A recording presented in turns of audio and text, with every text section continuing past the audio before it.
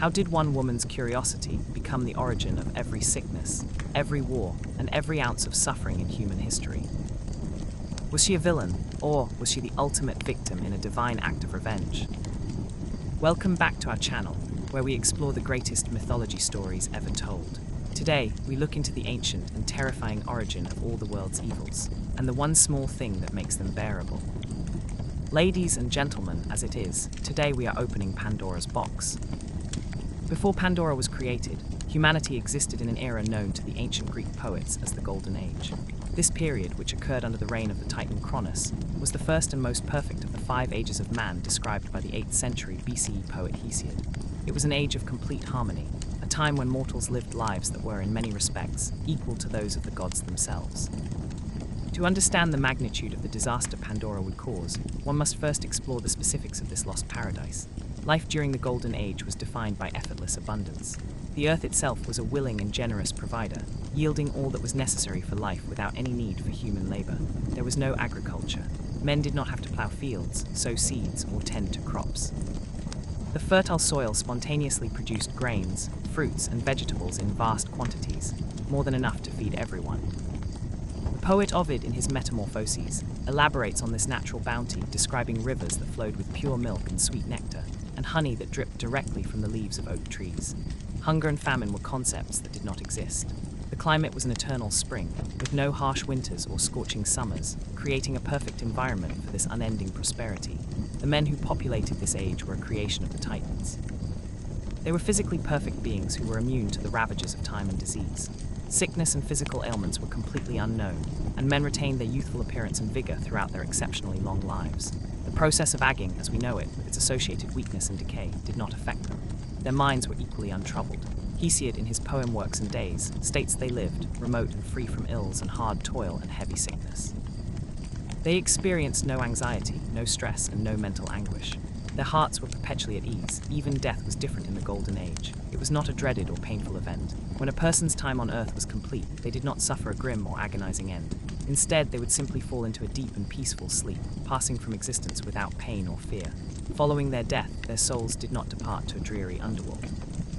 Instead, they became benevolent spirits, or daimons, who remained on Earth to watch over and protect the living, acting as guardians for future generations. This view of death removed the sting of loss and the terror of mortality, making it a gentle and natural transition rather than a tragic conclusion. Society during this era was fundamentally peaceful because the root causes of conflict were absent.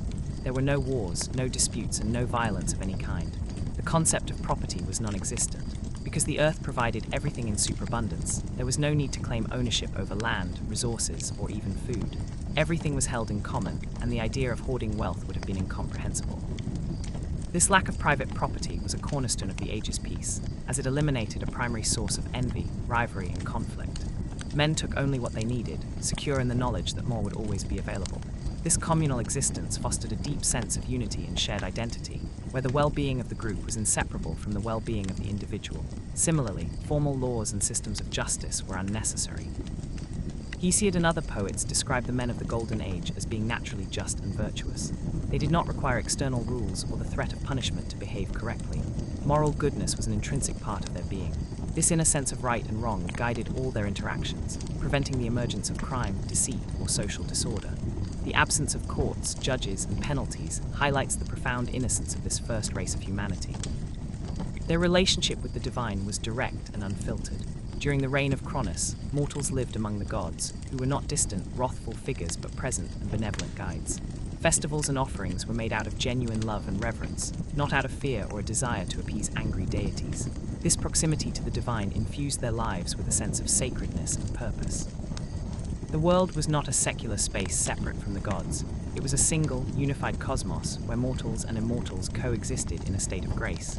This idyllic existence, however, was predicated on the rule of the Titans. The end of the Golden Age coincided with the Titanomachy, the great war in which Zeus and his Olympian siblings overthrew their father, Cronus, and seized control of the cosmos. The fall of Cronus marked the definitive end of this perfect era. Hesiod frames the subsequent ages, Silver, Bronze, Heroic, and the Iron Age, as a progressive and tragic decline from this initial state of perfection. This memory of what was lost hangs over the rest of human history as a constant, painful reminder of their fallen state, setting a stark and poignant stage for the arrival of Zeus's terrible and beautiful punishment. Now, the story of Pandora is inseparable from the story of her benefactor, the Titan Prometheus. Following the Great War against the Titans, Zeus had commissioned Prometheus and his brother Epimetheus to populate the earth. Epimetheus, whose name means afterthought, rashly distributed all the gifts of nature among the animals. He gave them claws, fur, wings, and shells, providing each creature with a means for survival and defense. When it came time to bestow gifts upon humanity, he found he had nothing left to give. Mankind, Prometheus's own special creation molded from clay, was left utterly defenseless. They were born naked into a world full of predators and harsh elements.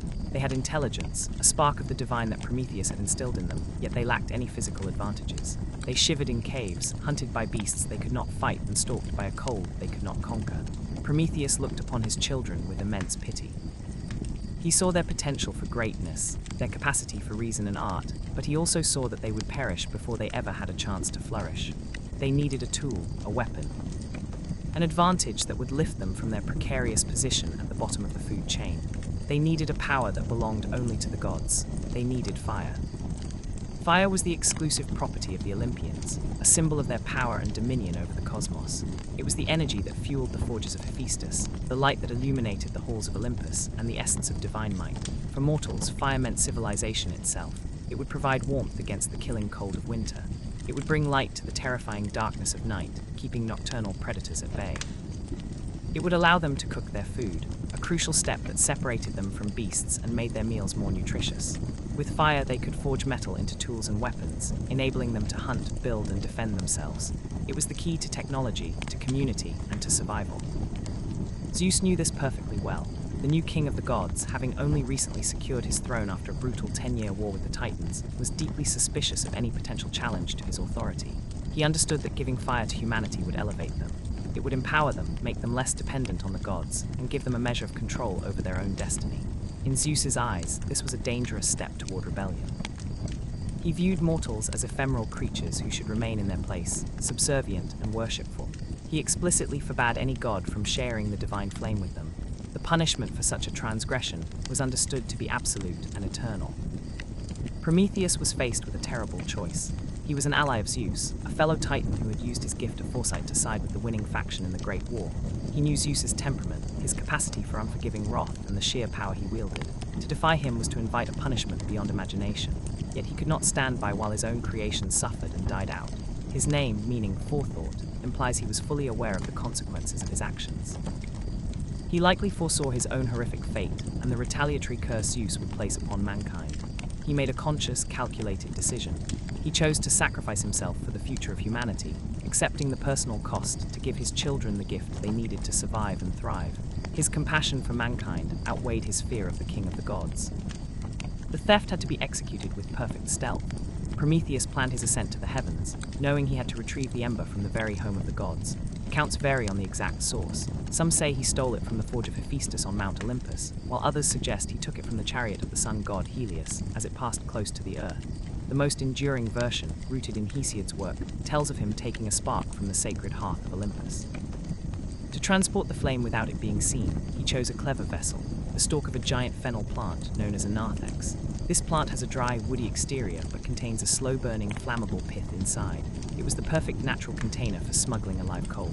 The outer stalk would conceal the glow of the ember, while the inner pith would smolder for hours, allowing him to carry the spark safely over a great distance. He began his perilous journey, ascending the steep slopes of Mount Olympus. Every shadow could have hidden a watchful god, every gust of wind could have carried a warning to Zeus. He moved silently, a rogue titan on a divine mission, a shadow in the home of light. Reaching the sacred fire, he acted quickly. He carefully took a single glowing ember and concealed it deep within the hollow of the fennel stalk. With the celestial spark hidden, he began his descent. The journey back to the mortal realm was just as tense. He had to protect his precious cargo, keeping the stalk steady to prevent the smoldering pith from being extinguished. He returned to the world of men, finding them huddled in their dark, cold caves. He called them forth and revealed his gift. He showed them how to transfer the ember to a pile of dry wood, how to nurture the flame, and how to keep it alive. For the first time, humanity felt true warmth that did not come from the sun. They saw light that banished the deep-seated terror of the night. The smoke from their newfound fires ascended to the heavens, a signal of their newfound power. They cooked their meat, and the smell of roasting food was a scent never before experienced on Earth. They gathered around their hearths, forming the first true communities, sharing stories and finding comfort in their shared light. The gift of fire was the dawn of human civilization. It sparked innovation, allowing for the creation of pottery, the forging of metals, and the development of crafts. Prometheus had not just given them fire, he had given them a future. This future, however, came at a terrible price. High on his throne on Mount Olympus, Zeus looked down upon the earth. He saw the pinpricks of light dotting the darkness where before there had been only shadow. He saw the columns of smoke rising from human settlements, a clear sign of defiance. His fury was immense. It was the fury of a king betrayed by a trusted ally, and the fury of a god whose divine order had been violated. Prometheus had broken his most sacred command. Mankind, a creature of clay, now possessed a power meant only for the immortals.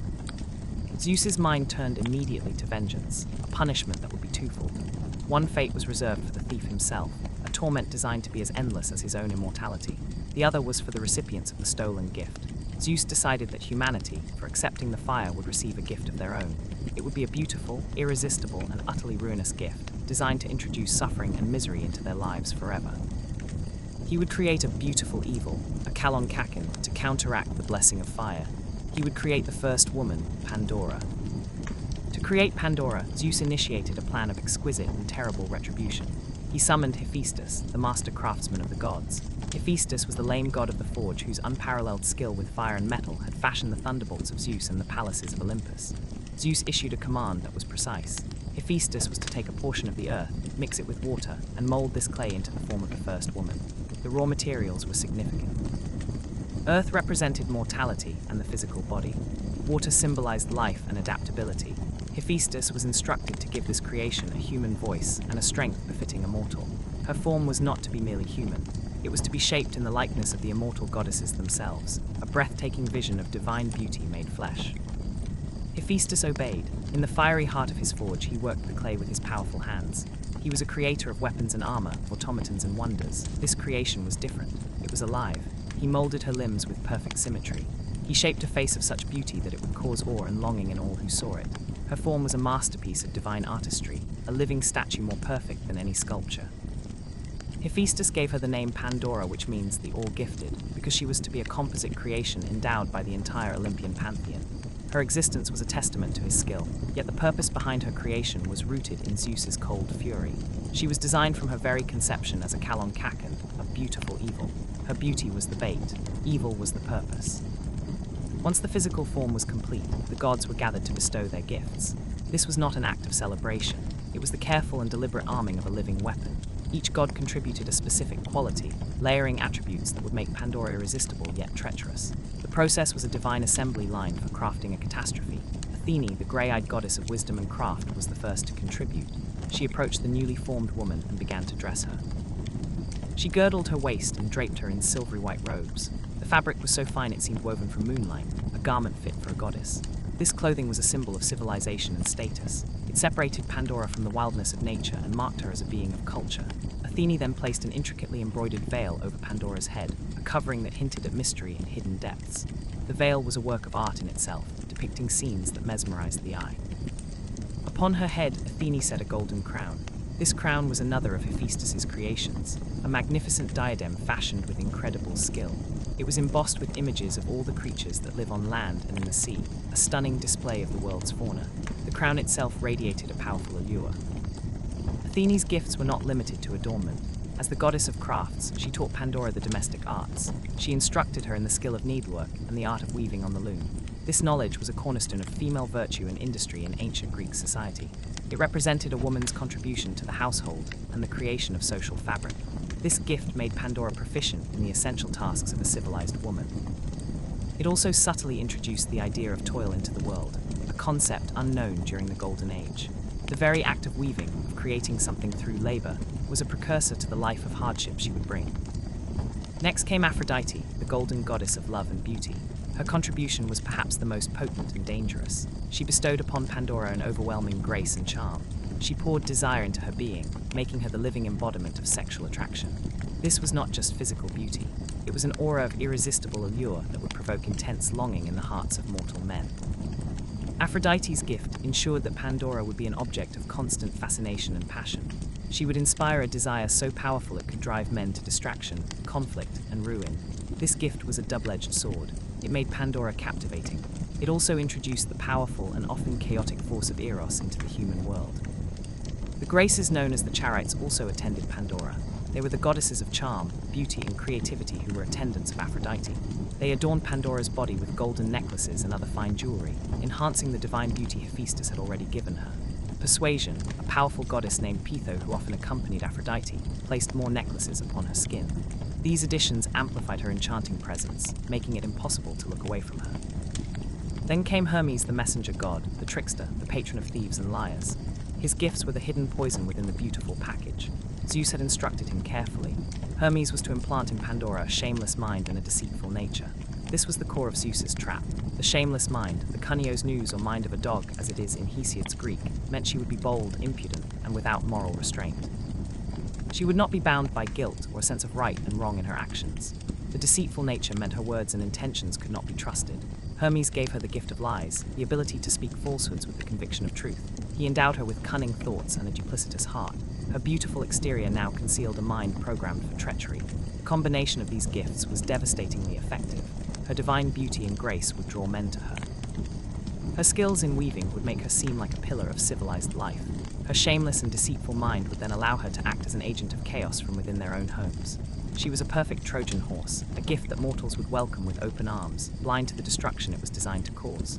The name Pandora, the All-Gifted, was therefore deeply ironic. She had received all the gifts of the gods. These gifts would lead to the ruin of those who received her. The creation of Pandora was a spectacle of divine power. The gods themselves, according to Hesiod, were seized with wonder when they looked upon her. They saw the sheer, hopeless snare they had made. She was a paradox. She was a thing of beauty and a bringer of sorrow, a vision of divine perfection designed to inflict endless misery. Her creation marked a fundamental shift in the cosmic order. The world had known only male mortals until this point. The introduction of woman, specifically a woman crafted as a punishment, forever altered the human condition. After creating the most beautiful woman, or better known as his beautiful evil, Zeus was not done. He had a gift for her as her dowry. This offering was not land or gold or any material that mortals would value. It was a vessel, a single monumental container that would serve as the centerpiece of his cosmic revenge. The object described in Hesiod's original 8th century BCE text was a pithos. This term identifies a very specific item in the ancient Greek world. It was a massive earthenware storage jar, often standing as tall as a person and requiring significant effort to move. The pithos was a fundamental and ubiquitous part of ancient life, a cornerstone of the household or oikos. Inside these great jars, families stored the absolute necessities for their survival through the year, including grain from the harvest, olive oil pressed from their groves, wine from their vineyards, and water for daily use. The pithos was therefore a powerful symbol of life. Sustenance, domestic stability, and the security of the family against famine and hardship. It represented the managed abundance of a civilized household. Zeus's choice of a pithos was a deliberate act of symbolic perversion. He took this familiar object, universally associated with life-giving provisions, and inverted its purpose entirely. Instead of filling it with nourishment, he packed it with every affliction, every sorrow, and every hardship that could possibly plague mankind. He transformed a vessel of life into a container of endless death and suffering. The very domesticity of the object made the horror more profound, because it meant the source of all misery would not be some distant monster or external force. It would be a permanent fixture within the human home itself, integrated into the fabric of daily life. This critical detail is often lost in the modern retelling. The now common phrase, Pandora's box, is the direct result of a significant mistranslation that occurred over 2,000 years after Hesiod composed his poem. In the 16th century, the humanist scholar Erasmus of Rotterdam, translating Hesiod's Greek into Latin, rendered the word pithos as pyxis. A pyxis was a small, often ornate box, typically used for holding cosmetics, jewelry, or medicines. This translation fundamentally altered the scale and symbolism of the myth. A small, portable box suggests a contained, personal secret, something that could be hidden or carried away. The original pithos, however, was a monumental and semi-permanent installation, a silent, looming presence that once placed became part of the home's foundation. Zeus was not giving humanity a small puzzle box. He was installing a permanent repository of doom at the very heart of their existence. The pithos was sealed with divine authority. Hesiod describes it simply as having a great lid that was fitted on top, implying a heavy, tight-fitting seal that would not be easy to remove. The security of this lid was absolute, designed to contain the chaotic and destructive forces packed within. Zeus then presented this terrible dowry to Pandora. With the gift came a single, stark and unyielding command. She was never, under any circumstances, to lift the lid. The prohibition was absolute and delivered without any form of explanation. Zeus did not warn her of the contents or explain the consequences of disobedience. He simply forbade the act. This deliberate omission was a crucial component of his psychological trap, as an unexplained rule is a powerful catalyst for a curious mind. The offering was presented as her dowry, a tradition where a bride brings property or wealth to her new husband's home to help establish their family. This tradition was here twisted into a dark parody. Pandora's dowry would not establish her new family. It would guarantee its suffering and the suffering of all its descendants. With Pandora's creation complete and her devastating dowry prepared, the messenger god Hermes was given the task of her delivery. He escorted the first woman from the heights of Olympus down to the mortal realm. Her destination was the dwelling of Epimetheus, the brother of the Titan who had caused all this trouble. Prometheus, whose name means forethought, possessed the gift of prophecy and had seen the terrible consequences of his actions. He knew Zeus's anger would not go unanswered, so he gave his brother Epimetheus a very specific and solemn warning. He told him never to accept any gift whatsoever from the hands of Zeus. Epimetheus, however, was a creature of impulse. His name means afterthought, and his character was a perfect foil to his brother's cautious wisdom. He lived entirely in the present moment, unable to consider the future consequences of his actions. When Hermes arrived with Pandora, Epimetheus was utterly transfixed. He saw a being of such perfect beauty, crafted by the gods and radiating a divine grace given by Aphrodite herself. Her silvery robes and golden crown mesmerized him. He was completely captivated, and in that moment of overwhelming awe and desire, his brother's urgent warning evaporated from his mind. He did not hesitate. He welcomed Pandora with open arms, accepting her as his bride.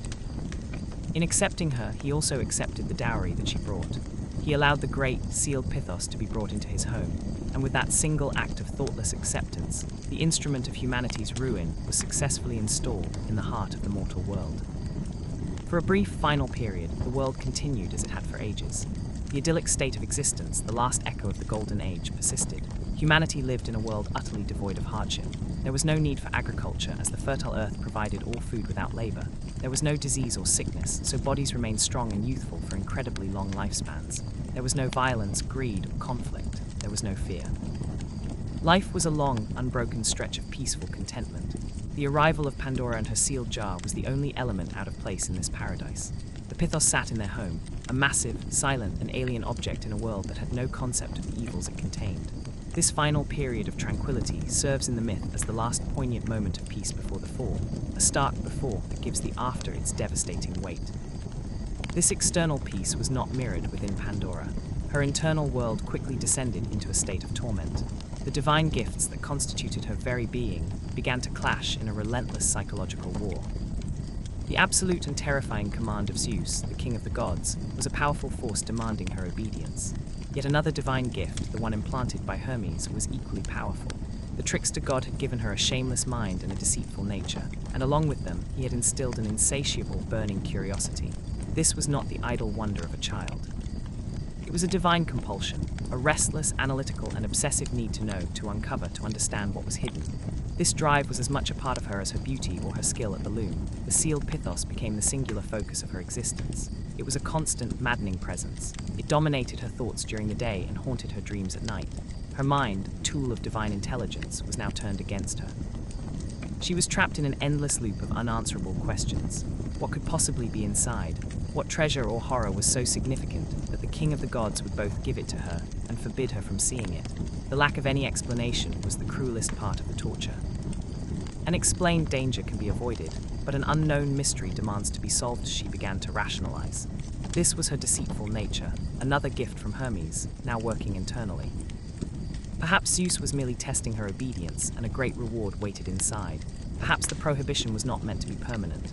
Maybe she was meant to prove herself worthy of the contents. The shameless mind, the cunios nous or mind of a dog that Hermes had granted her, began to strip away her fear of divine retribution.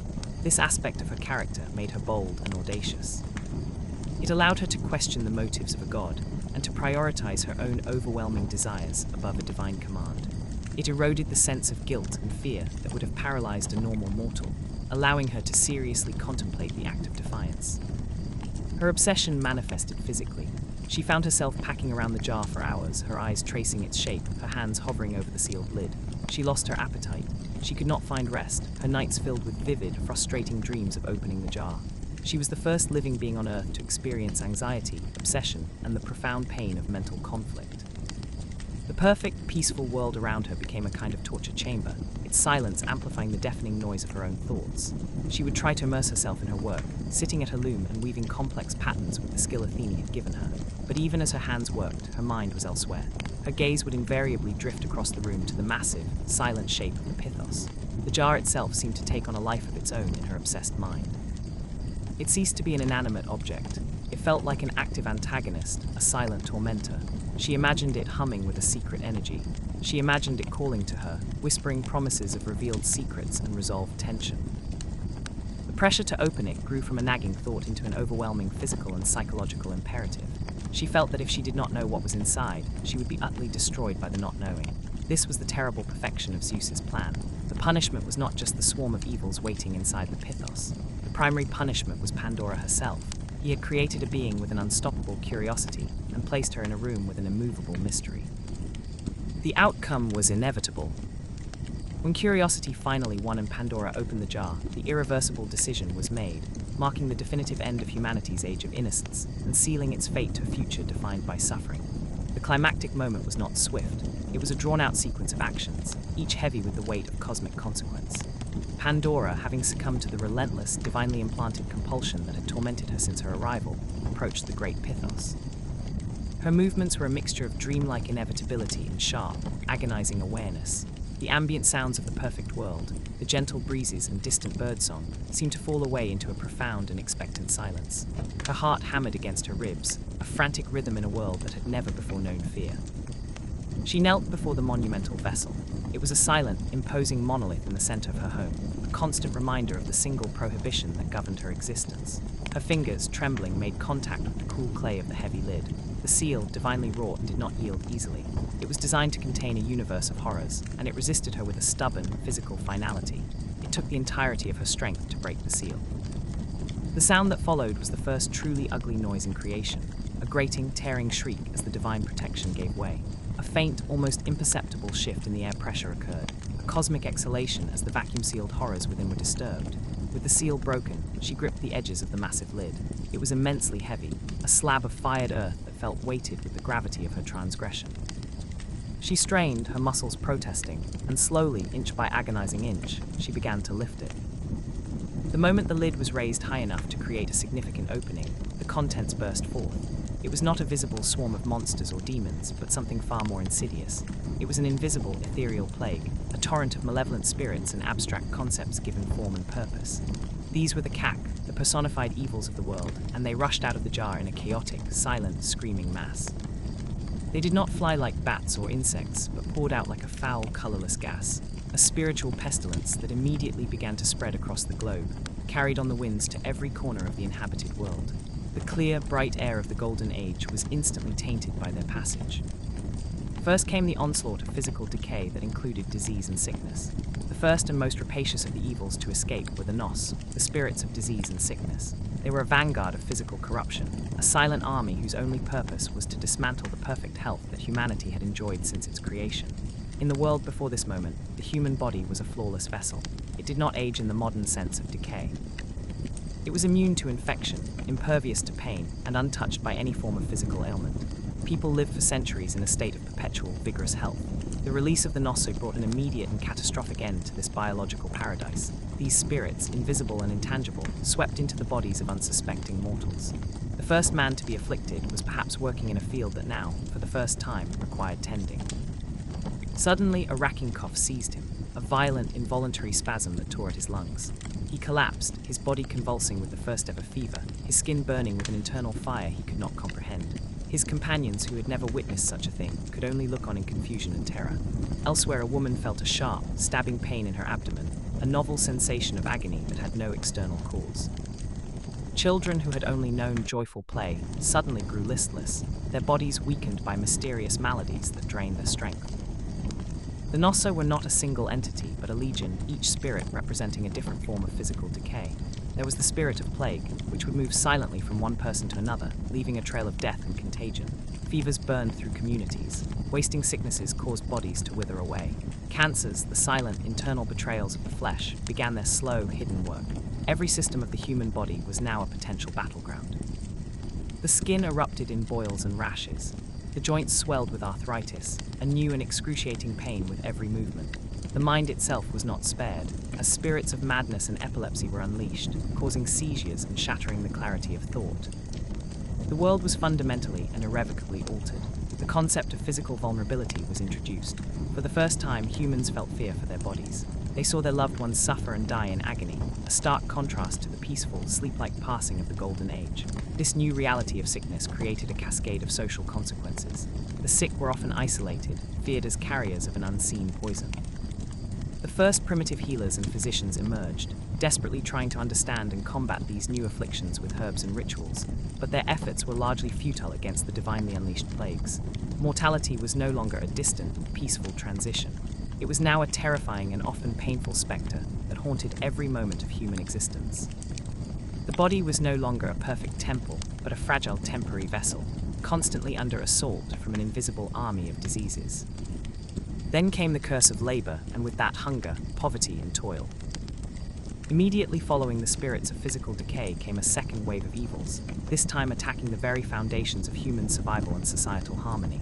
These were the spirits of hardship, Pono's toil, Limo's hunger, and Penia poverty. Their escape from the Pythos signaled the end of the Earth's spontaneous generosity. The effortless abundance of the Golden Age vanished in an instant. Ponos, the spirit of hard labor and toil, was the first of this group to make its presence felt. The very ground beneath men's feet changed. The soil that had once freely offered up grains and fruits became hard, stubborn, and infertile. Plants that had grown wild and abundant now withered and died. To survive, humanity was now condemned to backbreaking labor. The first man who tried to till the soil found that the ground resisted his efforts, forcing him to fashion a crude plow from wood. The act of farming was born not from innovation, but from desperate necessity. Men had to sweat under the hot sun, their backs aching, their hands becoming calloused and raw from the repetitive, grueling work of plowing, sowing, and harvesting. The concept of exhaustion, previously unknown, became a daily reality. Life was no longer a state of leisurely existence. It was a relentless cycle of work, a constant struggle against a newly hostile environment. This curse of toil extended to all aspects of life. Building shelters required felling trees and quarrying stone. Making clothes required shearing animals and weaving textiles. Every single necessity now had to be earned through physical exertion. Close on the heels of toil came Limos, the horrifying spirit of starvation. In the Golden Age, hunger was an impossible concept. The new reality was starkly different. With the earth no longer providing freely, the food supply became precarious. Droughts, floods, and the newly released diseases that now affected plants caused crops to fail. The hunt became difficult and dangerous. For the first time, humans experienced the gnawing, all-consuming pain of an empty stomach. Limos was a cruel spirit, often depicted as a gaunt, emaciated figure that would possess a person, driving them to madness with an insatiable craving for food. Starvation weakened bodies, making them more susceptible to the nos. It drove people to desperation, forcing them to eat things that were once unthinkable. The fear of famine became a powerful and enduring force in human society, shaping cultures, economies, and calendars around the single, desperate goal of securing enough food to survive. The combined assault of toil and hunger inevitably gave birth to the third spirit, Penia, the personification of poverty and destitution. In a world of effortless abundance, there could be no concept of wealth or poverty, as everyone had equal and unlimited access to all resources. When survival depended on labor and the success of that labor was uncertain, inequality was born. Some, through luck or greater strength, managed to produce a surplus. Many others failed. Those who could not produce enough to feed themselves and their families fell into a state of poverty. Penia was the spirit of lack. She brought with her the cold of inadequate shelter, the thinness of worn-out clothing, and the constant, humiliating need to depend on the charity or mercy of others. The emergence of poverty fractured human society. The simple, communal harmony of the Golden Age was shattered. Society began to stratify into classes of haves and have-nots. Then came the emotional anguish. After the initial wave of physical decay and grueling labor had swept across the world, a more subtle and arguably more devastating plague was released from the Pythos. These were the evils that did not attack the body, but laid siege to the human mind and soul. The first of these intangible horrors to emerge was sorrow, a cold and heavy presence that settled over the world like a permanent fog. In the Greek understanding, this was algia, the personified spirits of pain and suffering, encompassing both physical and mental distress. For humanity, this meant the birth of a whole new spectrum of internal pain. The most profound of these was grief. In the Golden Age, death was a peaceful sleep, a gentle transition that caused no distress. Now, with the advent of painful, sickness-induced death, the concept of loss was born. For the first time, a person felt the tearing agony of watching a loved one die. They experienced the raw, gaping wound of absence, the chilling realization that someone who was a part of their world was now gone forever. This grief was a sharp, physical pain in the chest, a tightness in the throat, an ache that seemed to have no source and no cure.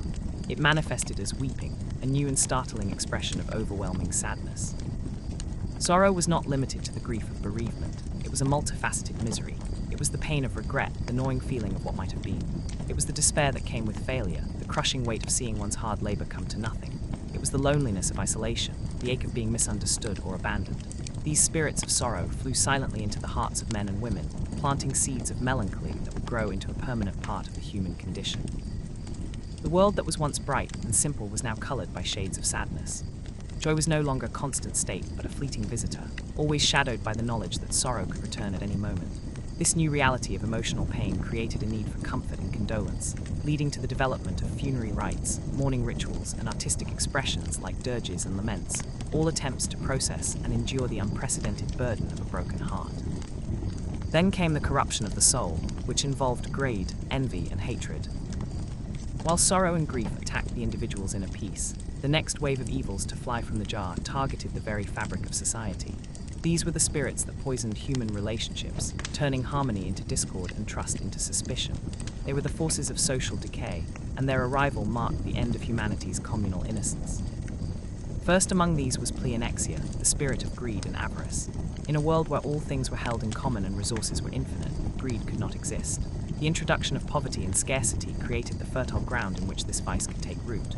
Pleonexia whispered in the ears of men, urging them to take more than they needed, to hoard resources for themselves, and to value material possessions above all else. A farmer who had a successful harvest was no longer content to share his surplus.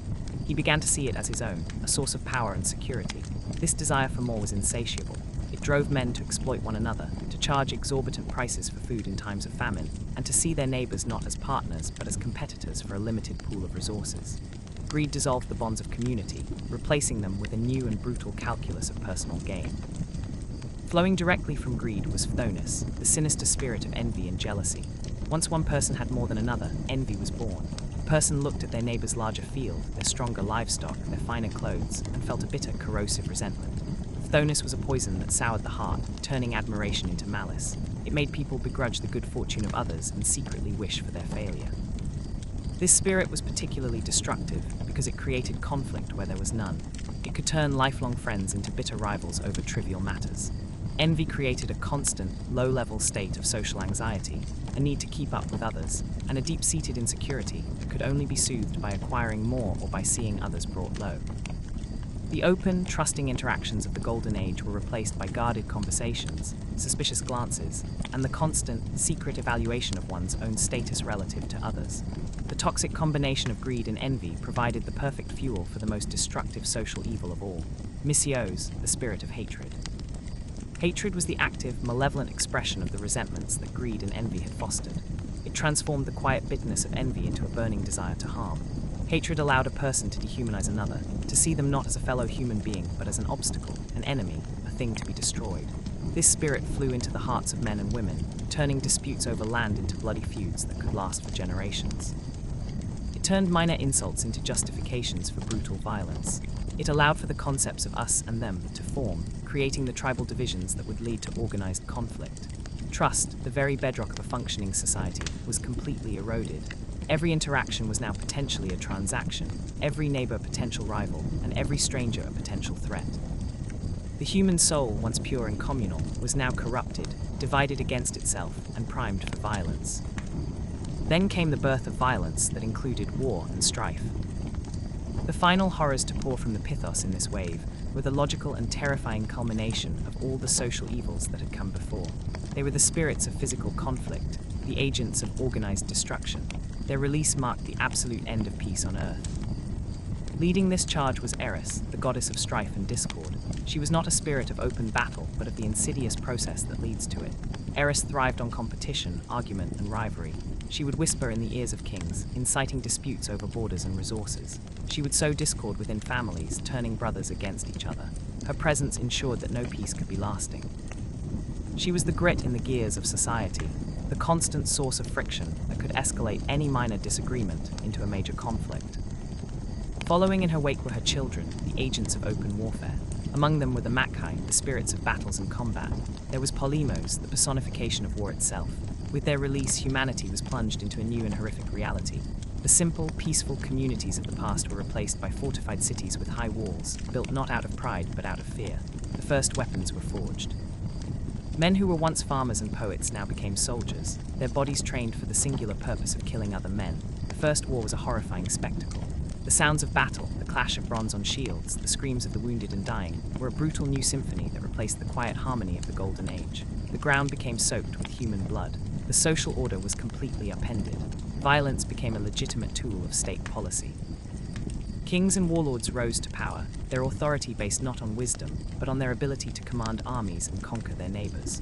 The world became a chessboard of shifting alliances, betrayals, and endless campaigns of conquest. Human ingenuity, which could have been used for art and discovery, was now funneled into creating more effective ways to kill. The cycle of violence was relentless. One war would breed the resentments that would fuel the next, a perpetual motion machine of death and destruction set in motion by the spirits unleashed from Pandora's jar. The human race, once living as a single, peaceful family, was now forever fractured, locked in a seemingly endless struggle against. Finally came old age and death. The first of this final pair to emerge was Gera's, the dreaded spirit of old age. This was not simply the process of accumulating years. Gera's was a malevolent force, a divine curse that embodied the slow, humiliating, and painful decay of the human body. He was the antithesis of the eternal vigor of the gods. His touch was a creeping pestilence that worked from within, guaranteeing that every life, no matter how strong or vibrant, would eventually succumb to frailty and decrepitude. As the spirit of Gera's spread across the world, humans for the first time felt their own bodies betray them. The powerful limbs that had once worked the newly resistant soil began to weaken and ache. Muscles that were once firm and strong grew soft and withered. The keen eyesight that could spot game from a distance grew dim and cloudy, and the sharp hearing that could detect a predator's approach became dull. Gera's brought with him a host of indignities that were entirely new to the human experience. He stooped the straight backs of men and women, forcing them to walk with a shuffle, their bodies bent towards the earth they would soon join. He stole the memories from their minds, leaving them confused and lost in a world that was once familiar. The eloquent speakers found their words failing them, their thoughts tangling before they could be spoken. He etched lines of sorrow and hardship into their faces, creating a physical map of the suffering they had endured. This process was a slow, living death, a period of decline that could stretch on for years, during which a person was forced to witness their own gradual erasure. The psychological toll of this decline was immense. It introduced a new kind of fear, the fear of becoming helpless, of becoming a burden on the young, and of losing one's own identity long before death finally came. In Greek culture, Gera's was depicted as a shriveled, diminutive old man, a pathetic figure who was the opposite of the glorious, youthful ideal. He was despised by the gods, and his release upon humanity was considered one of Zeus's cruelest strokes. Following Gera's out of the jar as his inevitable companion and successor came the most feared spirit of all, Thanatos, the personification of death. This was not the gentle, sleep-like passing that had been the end of life in the previous age. This was a new and terrible form of death, a grim and final reality that now loomed over every living creature. Thanatos was the son of Nyx, Night, and the brother of Hypnos, Sleep, but he was a far darker and more final presence than his twin. He was often depicted as a winged figure, robed in black, who came to carry the souls of the dead to the underworld. His arrival was inexorable, and his purpose absolute. The release of Thanatos introduced the concept of mortality as humanity's ultimate curse. Life, now filled with toil, sickness, and sorrow, was also finite. Every breath taken was one breath closer to the last. This knowledge created a pervasive existential dread that permeated every aspect of human culture, philosophy, and religion. The fear of death became a primary motivator, driving people to build monuments, to seek fame, and to have children, all in a desperate attempt to leave some part of themselves behind, to achieve a small measure of immortality in a world now defined by its absence. This new death was often a painful and terrifying experience. The spirits of disease, the Nos, worked in concert with Thanatos, ensuring that many would meet their end in agony. The spirits of violence, the Makai and Polymos, also served him, bringing violent and bloody deaths on the battlefield. The Keres, female death spirits who were sisters of Thanatos, were particularly gruesome. They were drawn to the slaughter of battle, where they would feast on the bodies of the slain and drag their souls down to the house of Hades. The release of these spirits meant that death was not a single, uniform event. It had many faces, most of them horrifying. It could come slowly through a wasting sickness, or suddenly through the blade of an enemy's sword. The certainty of death, combined with the uncertainty of its time and manner, became a source of constant anxiety. The world became a place where one's life could be extinguished at any moment, and the end was not a peaceful slumber, but a feared and often brutal finality. Pandora, kneeling before the great Pythos, witnessed the terrible exodus. Her act of curiosity, driven by a divinely implanted compulsion, had culminated in a world-altering catastrophe. As the last of the malevolent spirits, old age and death, flew from the jar and joined the swarm of miseries already plaguing the world, the full weight of her action crashed down upon her. The triumph of satisfying her curiosity vanished, replaced by a wave of absolute, soul-crushing horror. She saw, perhaps with a clarity gifted by the gods, the immediate and devastating impact of the forces she had unleashed. She heard the first cries of pain from those struck by disease. She saw the new look of despair in the eyes of men and women as they faced a world of toil and hunger. She felt the chill of sorrow and the heat of hatred as they began to poison the very air she breathed. Her reaction was one of pure instinctual panic. With a desperate cry, she lunged forward to undo her irreversible act. Her hands, which had trembled with anticipation just moments before, now shook with terror. She grabbed the heavy lid and, with a final, frantic burst of strength, slammed it back down onto the mouth of the Pythos. The sound of the heavy clay lid crashing against the rim of the jar was a hollow, final thud, a sound of absolute finality. It was the sound of a door being locked long after the prisoners had already escaped. Her action was utterly useless. The evils were free. The swarm of miseries had already dispersed across the globe, silently and invisibly infecting every corner of the mortal realm. They were now a permanent and ineradicable part of the human condition. Pandora was left alone in the sudden, terrible silence, the empty jar before her a monument to her transgression. The world she had been brought into, the last remnant of the Golden Age, was gone forever. It had been irrevocably shattered, its peace and harmony replaced by a brutal new reality. The aftermath was a world in ruins, a grim landscape painted with the full palette of human suffering. The idyllic paradise was replaced by a world defined by a relentless and exhausting struggle for survival. Human life, once a long, joyful experience, was now a harsh journey bracketed by a painful birth and a dreaded death. A person was born into a world where their first cries might be of discomfort or hunger. They grew up learning that their bodies were fragile vessels, susceptible to 1,000 different ailments that could bring pain and an early end. They learned that survival required constant, back-breaking labor, a daily battle against a hostile Earth to secure enough food to avoid starvation. The social world was equally bleak. The simple unity of humanity had been replaced by a complex and often cruel society, fractured by greed and inequality. Neighbors viewed each other with suspicion and envy. Hatred festered, leading to feuds, murders, and ultimately to the organized slaughter of warfare. The human heart, once a vessel for simple contentment, was now a turbulent sea of sorrow, grief, anxiety, and regret. Life became a series of losses, the loss of loved ones, the loss of youth and strength, and finally, the loss of life itself. What Pandora did not know was that there was one last entity remaining in the jar. In her frantic haste to slam the heavy lid shut, after the torrent of evils had already escaped and dispersed across the world, a single spirit was trapped inside. Hesiod's text is explicit on this point. While all the myriad plagues and sorrows flew out to afflict mankind, one being remained behind, held fast under the rim of the great Pythos. This was Elpis, the personification of hope. Her presence, or rather her containment, adds a layer of profound complexity and philosophical ambiguity to the myth's conclusion, transforming it from a simple story of ruin into a deep meditation on the nature of the human condition. The identity of Elpis is not as straightforward as the English word hope might suggest. The original Greek term letter 1F10 lambda pi iota sigma does not exclusively mean a positive, optimistic outlook. It more accurately translates to expectation or anticipation. This expectation could be for something good, or it could be for something bad. The word itself is neutral. It is the context that gives it a positive or negative charge. This linguistic nuance is crucial because it means that what remained in the jar was not necessarily a pure, unadulterated good. It was the very concept of looking toward the future, the act of anticipating what is to come. The debate that has raged for millennia is whether this act of expectation, in a world now saturated with misery, is a blessing or a curse. The most common and comforting interpretation is that Elpis represents hope as a positive force, a divine consolation prize for humanity. In this view, Zeus, in his intricate and cruel punishment, either intentionally or accidentally left behind the one thing that could make the suffering bearable. Hope is the psychological balm that soothes the wounds inflicted by the other spirits. It is the force that allows a person stricken with a terrible disease to believe they might recover. It is the motivation that drives a farmer to plant his crops again after a devastating famine, expecting a better harvest next season. It is the resilience that enables a community to rebuild after the horrors of war. Without Elpis, the relentless assault of the evils would have driven humanity to utter despair and likely to extinction. A person can endure almost any hardship as long as they believe that their situation can improve.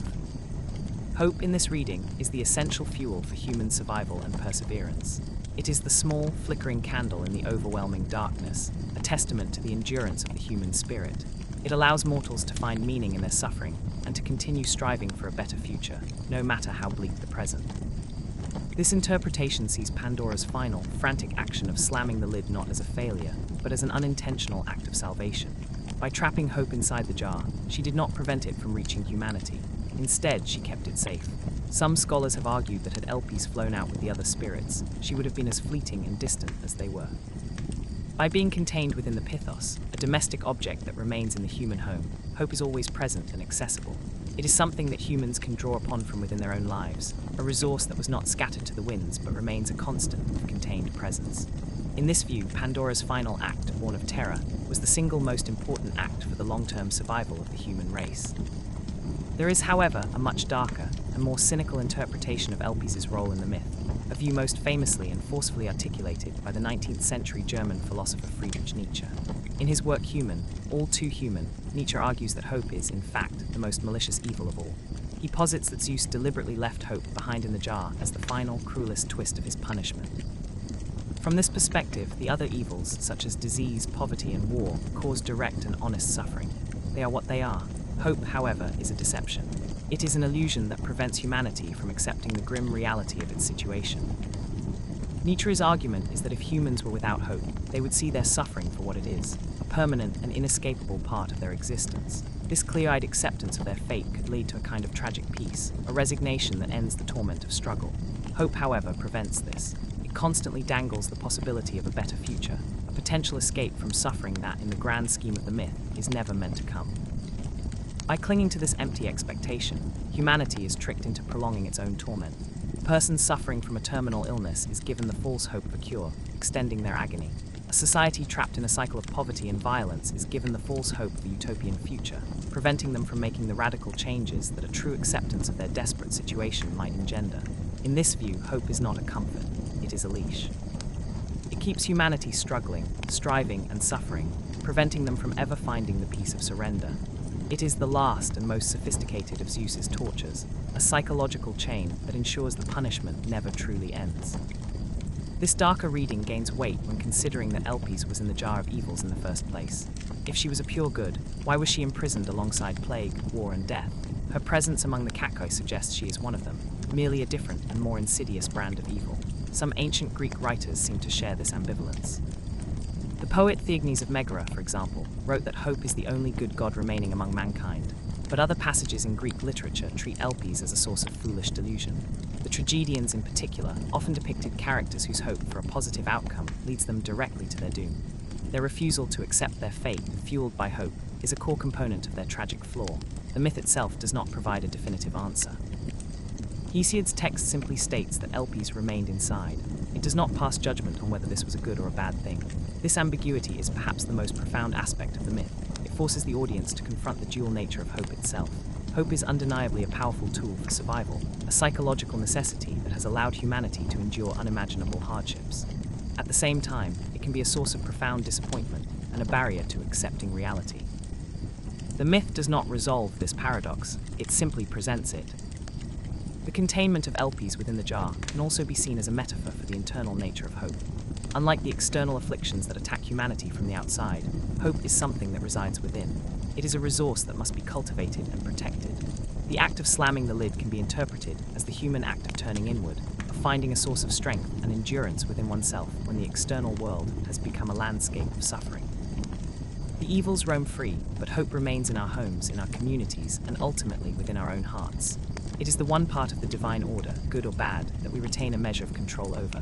Whether we choose to open the jar and access it, and whether that choice is an act of wisdom or folly, remains the central, unanswered question of the myth, a question that each human life is forced to confront anew.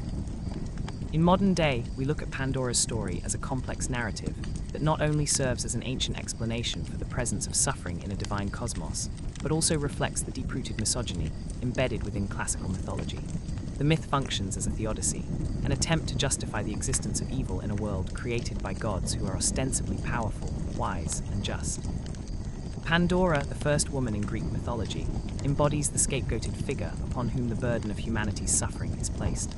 Her portrayal as the source of all miseries highlights the patriarchal structure of ancient Greek society, where womanhood was often associated with danger, temptation, and moral weakness.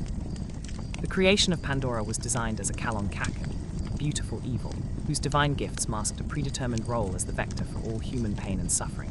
This concept is entrenched in Hesiod's original texts, which laid the foundation for Pandora's lasting image as a cautionary tale aimed at controlling female behavior and maintaining patriarchal social order. The gifts bestowed on her by the gods included both virtues and vices, intertwining allure with deceit. This duality symbolized the perceived dual nature of women as objects of admiration and sources of danger. Hesiod's Pandora was a perfect embodiment of patriarchal fears, a divine punishment manifest through the feminine. The myth explicitly links the introduction of toil, suffering, and death to the female form via Pandora, thus projecting collective anxieties about gender into the realm of myth.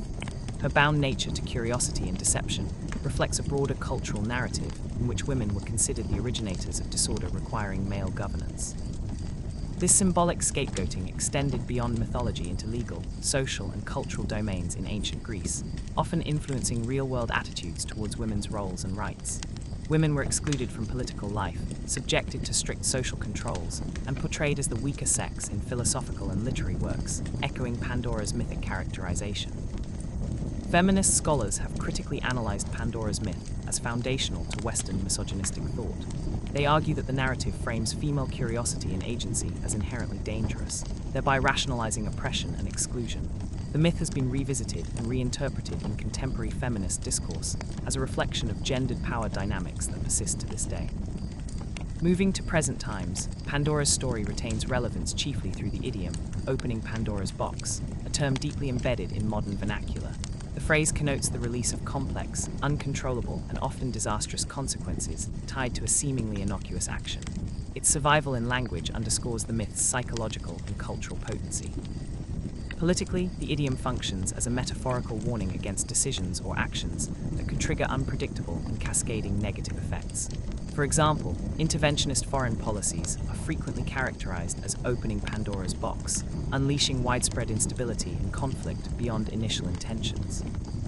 Economic reforms or legal enactments are similarly discussed in these terms when their long-term impacts are uncertain or potentially harmful. In science and technology, the metaphor captures public and expert anxieties over rapidly developing and potentially hazardous innovations.